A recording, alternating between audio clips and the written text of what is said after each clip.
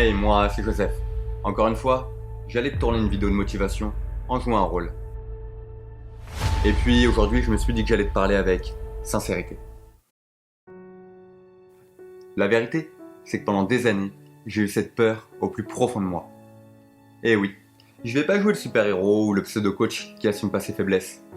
J'ai ressenti cette peur de la solitude. Et d'ailleurs, je me suis renseigné. Et sache qu'une personne sur deux possède consciemment cette peur. Mais elle n'osera pas en parler, par peur de passer pour un gros fragile. Alors j'ai longuement cherché à savoir d'où venait cette fameuse peur.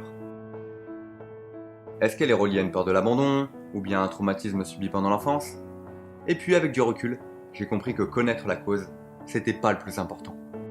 T'as dû remarquer que l'être humain prend rarement le temps de se poser et d'écouter ce qu'il ressent. On est bien trop occupé à parler de football, à aller sur Instagram, TikTok, ou encore traîner sur Tinder.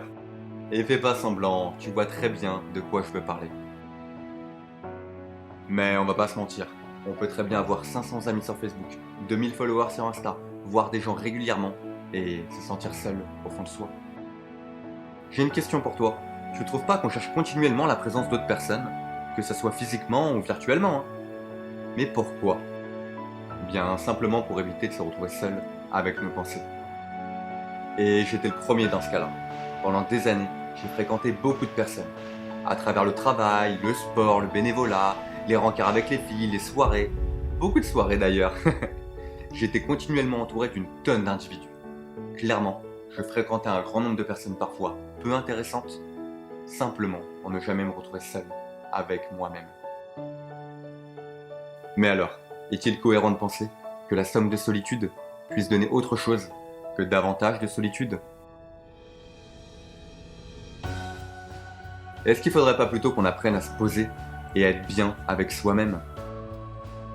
C'est vrai que si tu le fais, tu risques de te poser des questions qui peuvent paraître effrayantes. Des questions du genre, mais est-ce que j'aime vraiment la personne que je suis devenue? Quel est vraiment mon rêve? Quel est donc le sens de la vie? Le genre de questions que trop peu de personnes prennent le temps de se poser. Mais rassure-toi, elles en valent vraiment la peine.